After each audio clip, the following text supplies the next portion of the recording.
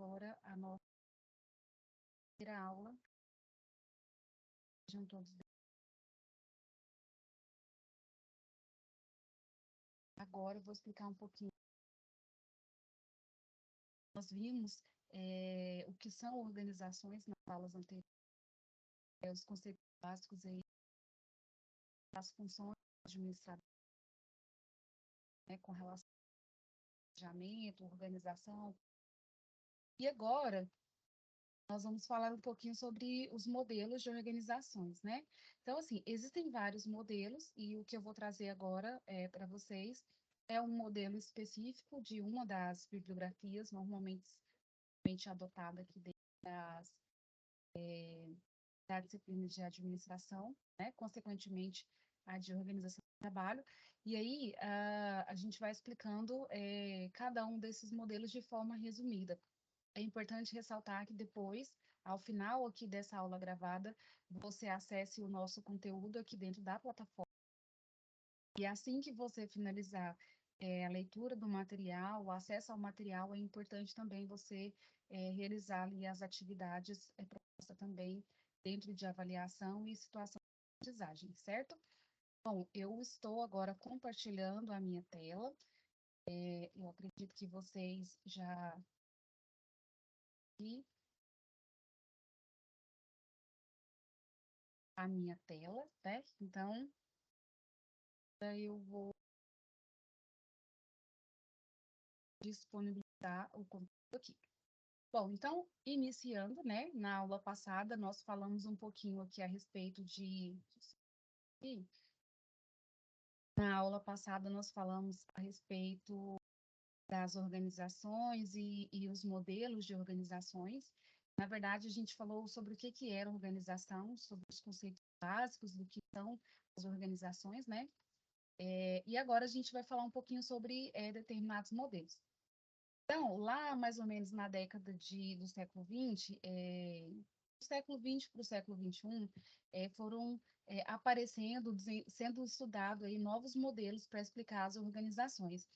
Lembrando que nós vamos estudar um pouquinho mais profundamente a questão das teorias da administração, e lá a gente vai entender de onde surgiram, de fato, esses modelos de organizações. Entretanto, esses modelos eles foram sendo estudados ao longo do tempo, né? Ali pelas empresas e também pelos autores desta área de administração, e aí a gente vai perceber que alguns modelos são muito semelhantes. Não são totalmente iguais, porque cada autor, cada vertente, ele faz uma análise com relação ao modelo aplicado e cada uma em um determinado período de tempo. Então, vai ser muito em função daquilo que como é que eu posso dizer? É estudado naquele momento específico, tá? Então, atualmente, essas empresas, elas buscam aqui aperfeiçoar o seu desempenho. Então, para isso, é importante entender qual o perfil da empresa, até para poder tentar maximizar os lucros, né, da organização, reduzir custos e, principalmente, melhorar o desempenho, seja com relação à mão de obra, à produção, à qualidade, né, atendimento ao cliente e outros atributos aí que a empresa pode ter com relação ao mercado, né? Então, essa estratégia aqui da estrutura organizacional, ela depende muito do perfil da empresa, de como ela é aplicada e principalmente do mercado que ela atua, né? Como, por exemplo, você vai pegar aí uma empresa no formato industrial que não se aplica os mesmos conceitos ou não é o mesmo modelo organizacional, por exemplo, que uma empresa mais burocrática ou talvez até uma empresa sem fins lucrativos. Então, nós vamos analisar aqui alguns conceitos, né? Mais na visão de Harry Mintzberg. É um autor que estudou esse conteúdo, né? Então, mais ou menos em 1939, 1940, na década de 40, ele escreveu um livro, tratando a respeito desse conteúdo especificamente, né? Então, é importante a gente entender que esse modelo conceitual aqui, que é o que nós aplicamos nas organizações hoje, ele veio uma série de inovações, de estudos, testes e aprovações, né, ao longo desses anos aqui. Então, o Henry, ele publicou aqui diversos livros com relação a esses modelos de organizações e estudos que ele propôs na época. Então, é importante a gente observar que isso foi do século XX para o século XXI, o que torna esse assunto bem mais atual, né? Então, para Henry, ele fala o seguinte, que existem 7 perfis ou 7 tipos de organizações. Claro que não existem somente esses. Porém, nós conseguimos classificar esses modelos aqui dentro dessas 7, né? Desses 7 tipos de organização. E aí a gente vai falando um pouquinho sobre cada um deles. Mesmo assim, eu preciso que você depois, com o tempo, aí no decorrer da semana, se organize para poder estudar um pouco melhor, de forma mais profunda, esse conteúdo.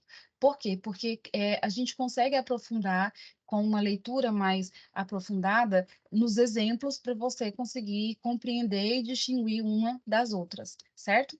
Então, Mintzberg, ele divide essa ligação e troca de informação entre essas 7 estruturas organizacionais e ele define essas empresas como através, né, de uma organização com pouca padronização e com um controle mais rígido e pessoal feito pelo dono.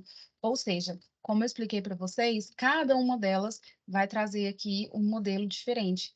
A maior flexibilidade na tomada de decisão aqui e as estratégias acontecem de maneira informal com relação a determinados perfis. Então, o primeiro que a gente vai estudar aqui vai ser a estrutura simples ou a estrutura empresarial. O que seria essa estrutura simples? Então, vamos pensar no modelo de uma empresa pequena, uma empresa comum, né? Um modelo de uma empresa não muito grande. E aí a gente vai perceber que geralmente ocorre em empresas ou, por exemplo, familiares, né? Que não sejam um patamar tão grande e ela tem um controle mais rígido. Esse controle mais rígido quer dizer que talvez ela não tenha tantos departamentos e seja uma empresa, por exemplo, que pode ser regida pelo dono ou por poucas pessoas. Diferente, por exemplo, da empresa que eu e você trabalhamos hoje no mercado, essas empresas simples normalmente são aquelas empresas que o negócio foi aberto há pouco tempo e ela não tem uma estrutura departamentalizada ainda tão robusta. E aí, ela tem uma maior flexibilidade com relação à tomada de decisão, porque ela envolve poucos departamentos, ela não envolve tanta complexidade nos seus processos, né? E aí a estratégia, ela acontece de maneira informal. Por exemplo, vamos pensar em uma confecção de roupa, camisas, né? Aqui mesmo no estado de Goiás. Então, essa empresa, ela já está um pouco avançada no sentido de já ter várias lojas e já conseguir fazer aí um certo capital. Porém, é uma empresa que é regida ainda pelo próprio dono ou pelos donos, né? Que provavelmente pode ser mais de um, mas a gente percebe que ela não tem a mesma estrutura das empresas que nós trabalhamos hoje. É, e aí, se caso ocorra a necessidade de uma decisão, uma mudança no processo, o próprio dono ou proprietário ele consegue fazer essa gestão. Então, a gente percebe que essa estrutura é uma estrutura bem simples, né? Ela não tem tantos processos, não tem tantos departamentos, então não exige aí tanta complexidade no seu dia a dia. E as decisões normalmente são realizadas pelo próprio dono ou proprietário da organização, tá? Depois a gente vem para o modelo burocrático. Na verdade, a literatura chama burocracia mecânica ou máquina. Quando eu falo burocracia mecânica, esse próprio nome já me remete a um modelo, por exemplo, de empresa mais industrial. Então, o foco desse modelo organizacional é a disciplina, é a sistematização dos processos internos, ou seja, eu tenho ali máquinas, processos automatizados, que normalmente exige ali uma padronização dos métodos e das técnicas de trabalho. Então, uma indústria, por exemplo, independente do processo, né? E independente do produto, ela exige ali nos seus processos diários de produção algo mais automatizado, padronizado, porque exige-se um padrão de qualidade, né? Então, não é necessariamente como é que eu posso dizer? Eu não preciso exatamente da pessoa, do ser humano em si, porque as máquinas ou o robô, ele pode conseguir fazer aquelas tarefas de forma repetida, automatizada, sem muito controle, tá? Aliás, com muito controle.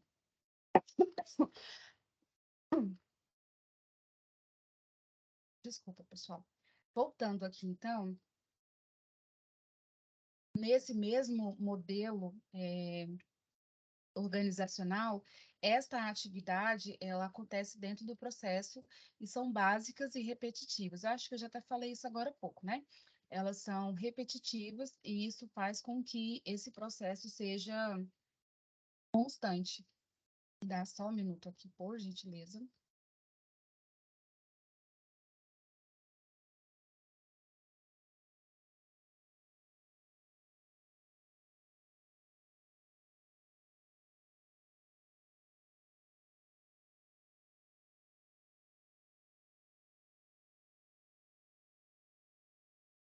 Então, voltando aqui para o nosso slide,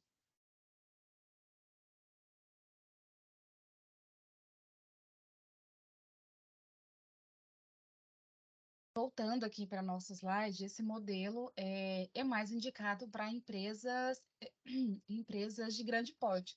Como eu disse para vocês, né? Nesse caso aqui, por exemplo, nós temos grandes indústrias, nós temos uma empresa, por exemplo, com um processo mais robusto, e normalmente nós temos um desenho organizacional mais estruturado.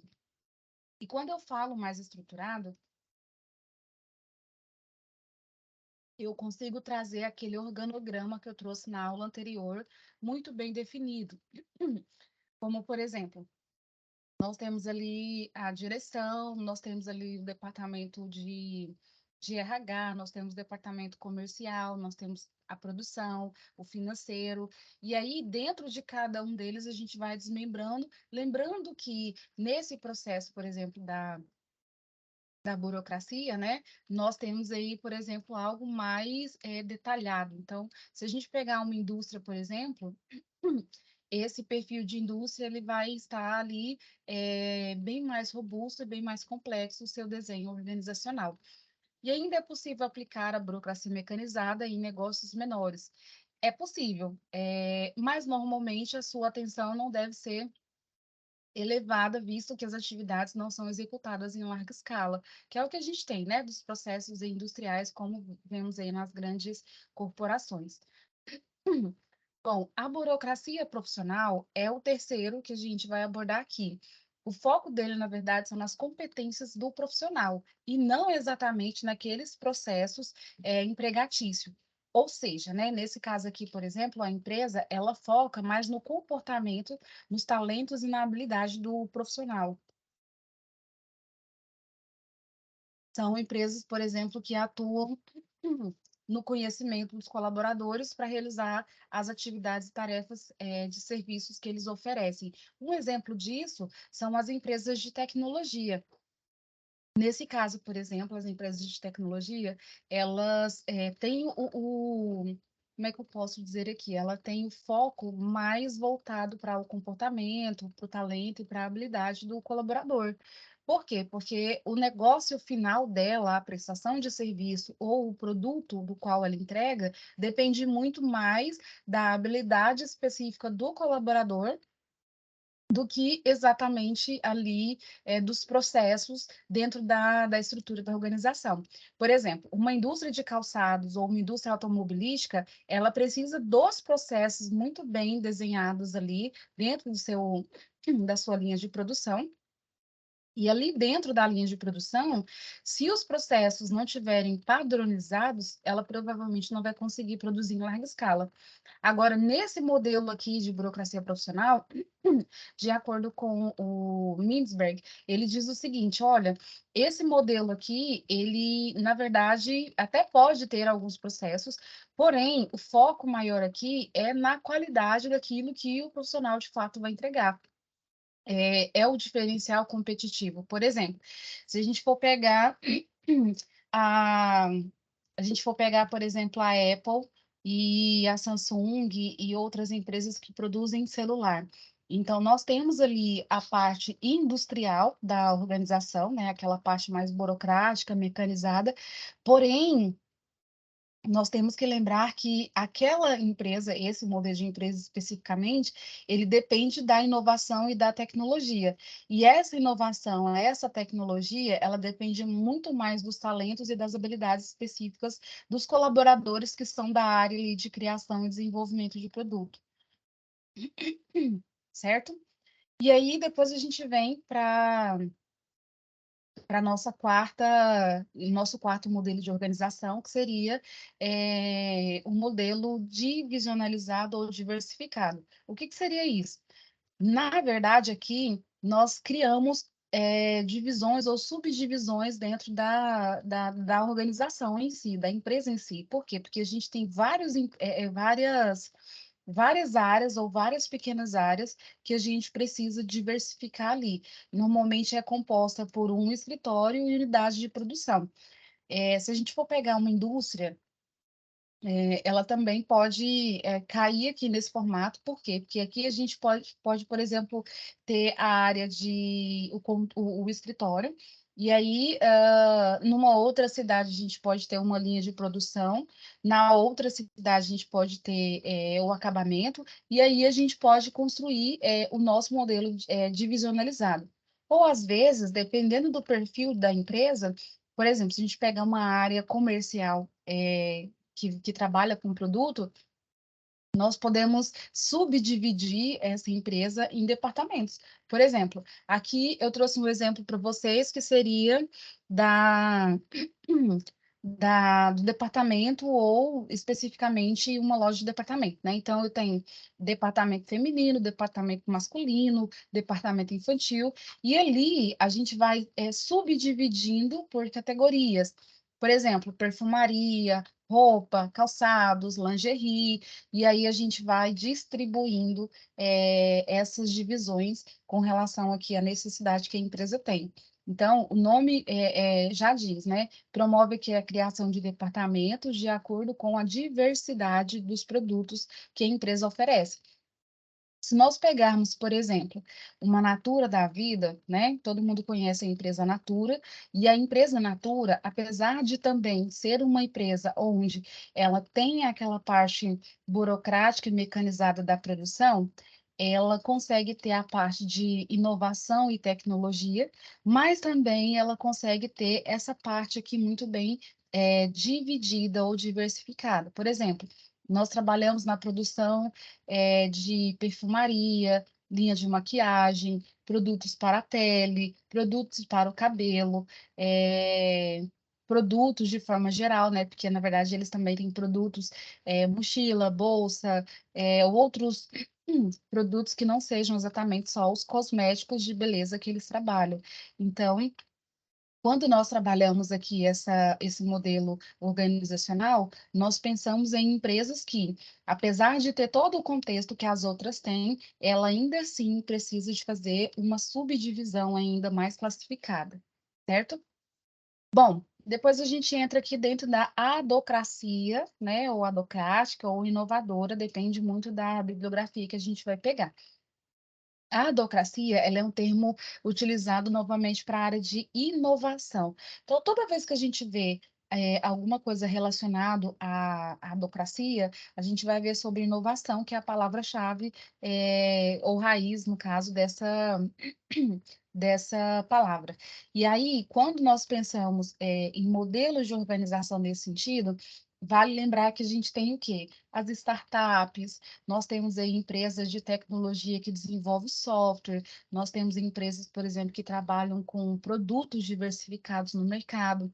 Existem empresas, por exemplo, que trabalham com ideias, inovações, e elas não têm exatamente um produto para vender, né? Então, por exemplo, uma empresa que trabalha especificamente com, vamos pensar aqui, com valores financeiros, né? Então, por exemplo, vamos pensar aqui uma empresa que trabalha com fundos de investimento.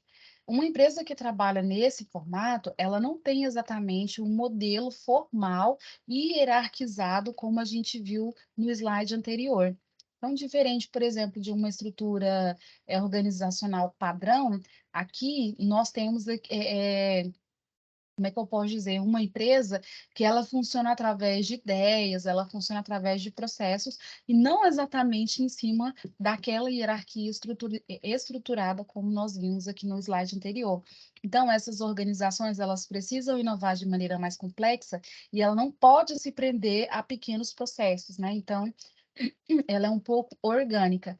E quando nós falamos em orgânico, nós falamos, por exemplo, em desenvolvimento de novas ideias, tecnologia. Então, por exemplo, hoje eu utilizo uma tecnologia, amanhã eu posso não utilizá-la mais, né? Gente, só um minuto que eu vou precisar é, mudar aqui o slide. Ah, não, deu certo. Acho que tinha travado. Me desculpem, eu estou um pouco gripada. E aí, voltando aqui para o conteúdo, nesse caso aqui, por exemplo, essas empresas mais adocráticas funcionam de forma livre, sem exatamente eu ter aquelas barreiras departamentais ou, por exemplo, externas, né, de certos processos. Ela, nesse caso, possui que pouca formalização e apresenta uma alta especialização e flexibilidade. Se a gente pegar uma startup, por exemplo, eu acredito que todos vocês já devem ter um modelo mental exatamente do que seria uma startup. Startup é uma empresa, por exemplo, que ela não tem uma estrutura, mas ela tem a ideia aqui de inovação. Então, as pessoas se reúnem ali para poder criar, ter inovações e ideias, e elas não se prendem a processos, principalmente a questão hierárquica, né? Departamento e tal. Então, nesse caso aqui, elas são totalmente flexíveis. Bom, e aí depois a gente vem para empresas ou modelos organizacionais de forma missionárias ou ideológicas. O que seria isso?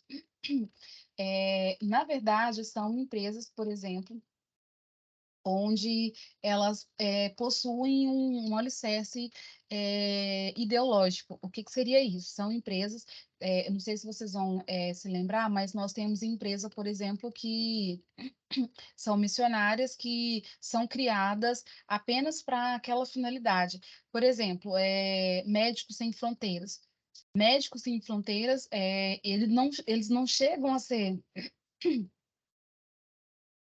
desculpem, elas não chegam a ser, por exemplo, uma empresa missionária sem fins lucrativos, mas ela tem uma ideia por trás, que seria o quê? Levar a saúde, por exemplo, a quem não tem saúde, né? Que não tem ali disposição para ir atrás. Então, eles vão para a África, vão para países aí, por exemplo, onde eles podem trabalhar. Normalmente, empresas nesse sentido, elas não são exatamente 100% ONGs, né? Porque elas não têm exatamente aquela finalidade sem fins lucrativos. Entretanto, ela precisa de recurso financeiro para funcionar, né? Então, essas empresas aí, elas têm o poder de tomada de decisão completamente dividido ali entre os membros, porque uma pessoa não decide só, porque não tem um dono, não tem exatamente um diretor ou uma pessoa específica. Então, quando nós temos uma organização que funciona nesse formato, normalmente exige ali, por exemplo, um núcleo onde as pessoas definem ali quem são as pessoas que decidem a forma que será trabalhado. Assim como, por exemplo, a gente tem as associações, ou às vezes também até algumas cooperativas, né? Então, elas têm uma ideologia por trás, elas têm toda uma configuração inspirada, por exemplo, em ajudar ou fomentar, por exemplo, uma experiência de crença ou uma norma. Então, essa, na verdade, é a empresa ou a organização nesse sentido, né? Missionário ou ideológico. Depois nós temos aqui a estrutura política, né? A estrutura política, ela funciona quando? É um tipo de organização que não tem uma parte dominante, né? Geralmente ela é constituída por vários departamentos da administração pública, e nesse caso aqui, por exemplo, elas são organizações políticas, né? Então, a ideia, na verdade, aqui, por exemplo, seria originar aqui diversos conflitos que fragilizam a organização. Então, diferente da empresa normal que normalmente nós conhecemos, uma empresa que tem essa estrutura política, geralmente são organizações políticas mesmo. Quando eu falo política, são partidos, empresas que funcionam nesse formato. Então, quando se encontram perante as perturbações de origem interna, elas suportam as perturbações pois possuem poucos monopólios de mercado ou ramo de negócio que atuam, né, e representam uma alta rentabilidade. O que seria isso, então? É quando uma organização ela não tem uma parte dominante, né? Então, geralmente, ela ocorre com relação há vários, como que eu posso dizer, ajuntamentos aqui de várias empresas, ou principalmente aqui, no sentido político, de fato falando, né, uma associação aqui de pessoas. Então, diferente, por exemplo, das organizações, esse modelo de estrutura organizacional aqui é bem raro, mas ele existe atualmente, então, assim, são modelos organizacionais sem exatamente fins lucrativos, a fim de gerar lucro, né, que comercializa produto ou serviço, mas ele existe, né? E aí a gente tem aqui um resumo do que eu trouxe para vocês agora. Então, esse modelo de organizações aqui, nós temos o seguinte. Deixa eu reduzir aqui para ficar mais fácil para vocês. Então, nós temos o tipo de estrutura simples ou empresarial, onde a cúpula estratégia, né, quem decide, quem define, normalmente essas decisões são apuradas ali pelo próprio dono ou pelas pessoas que criaram a organização. Depois nós temos aqui um modelo de burocracia mecânico ou máquina que está ligado ali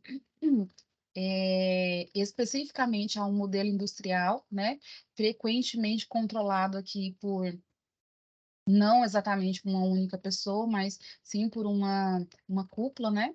E aí nós temos aqui depois a estrutura profissional.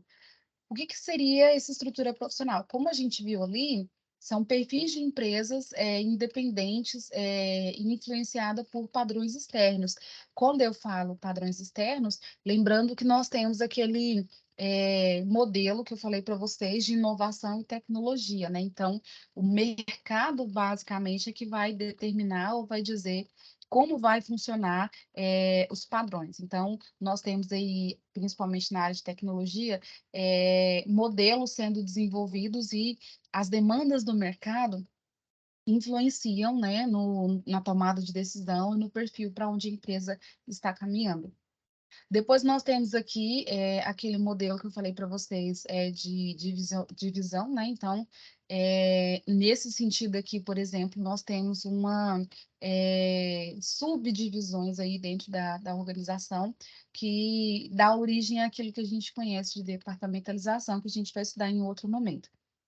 Nós temos aqui o tipo de estrutura inovadora ou adocracia, que a parte mais importante, né, vamos dizer assim, seria a logística, a pesquisa e o desenvolvimento, e o foco aqui da adocracia ou a inovação seria conhecimentos novos, né, identificação de novos atributos, mercados e principalmente produtos inovadores.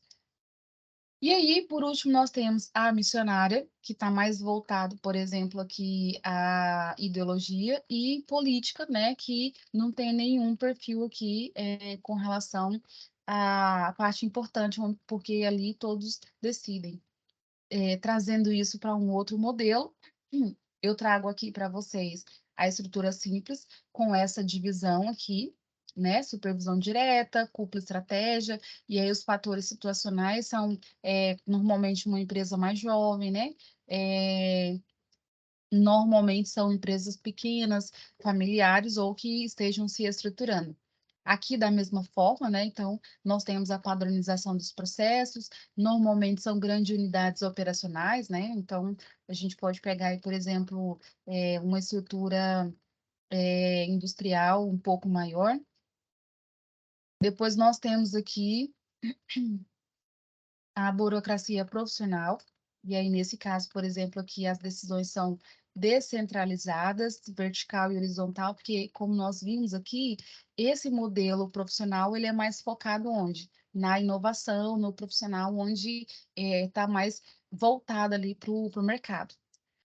Nós temos a burocracia divisionalizada, que é o que eu falei para vocês sobre os departamentos, né? E, por último, é, nós temos a estrutura missionária e nós temos a estrutura política, certo? Então, dentro do nosso material aqui no AVA, eu trago para vocês um vídeo, na verdade, são 2 vídeos explicando com detalhes para que você tenha mais tempo de estudar e de aprofundar em cada um deles, certo? Então, só para finalizar, nós temos aqui uma fala do Maximiliano.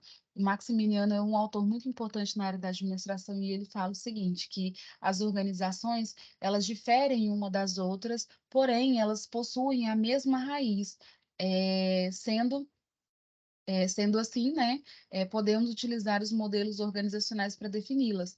O que que isso quer dizer? Não sei se vocês vão se lembrar, mas assim que eu comecei esse vídeo, eu disse o seguinte, nós temos vários modelos de estrutura organizacional. Por exemplo, professora, um hospital, por exemplo, ele se encaixa como? Então, a gente vai procurar aqui dentro daquilo que o Mintzberg trouxe, nós vamos procurar aquele modelo que mais se adequa àquilo que o hospital, por exemplo, fornece de produtos, serviços ou aquilo que ele se propõe a realizar quando abre-se aquele hospital. Da mesma forma, a gente tem vários outros perfis de empresas que não foram citados aqui, mas são modelos organizacionais e a gente vai tentando encaixá-los aqui de acordo com essas 7 estruturas apresentadas, certo?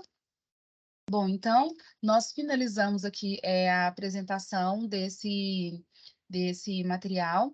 E aí, olha só, aqui eu já venho para a nossa parte aqui da avaliação para poder explicar o que que a gente vai fazer aqui com relação aos modelos organizacionais, tá?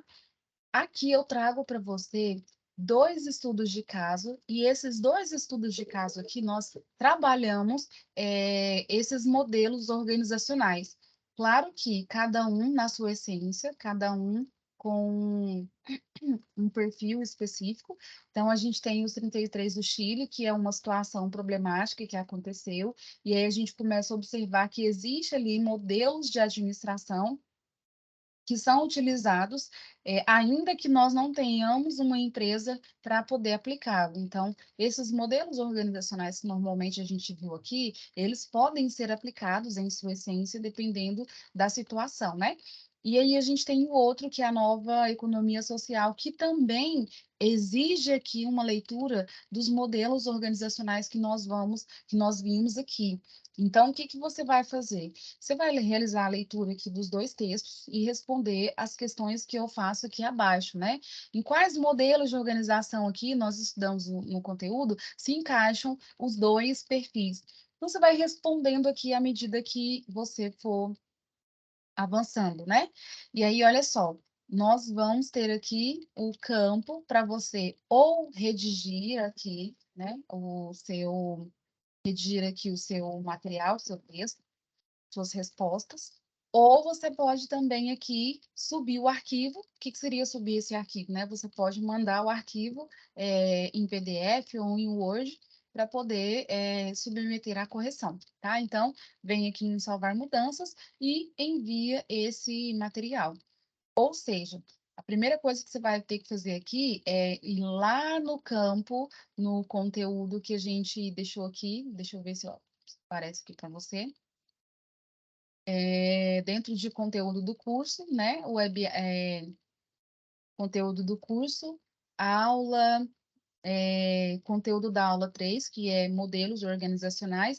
Então, aqui dentro de modelos organizacionais, você vai assistir os vídeos e ver também aqui os slides da aula, e depois partir aqui para situação de aprendizagem ou avaliação, certinho? Então, como eu falei para vocês, à medida que nós vamos avançando com os conteúdos, eu vou liberando o acesso aqui para conteúdos novos e também avaliação. Então, hoje nós vamos focar nesse aqui, né? E aí, na próxima aula, na próxima gravação, a gente já vem para o conteúdo 4 e a atividade 4 também, certo? Bom, então, pessoal, quero me despedir de vocês aqui, tá? Dúvidas, é importante vocês sempre nos comunicar, né? Eu e o monitor, nós estamos à disposição para poder tirar quaisquer dúvidas, seja de conteúdo ou com relação a essa parte da plataforma, mas é importante você sempre fazer a leitura primeiro lá do material, do conteúdo, e também acessar aqui, essa parte de exercício, tá? Lembrando que é importante você acessar os dois para que contabilize a sua presença, tanto na aula, que nós fazemos a cada 15 dias, quanto nos conteúdos e também com relação aqui às atividades realizadas, certo? Um grande abraço a todos, ficamos aqui à disposição e até a próxima aula.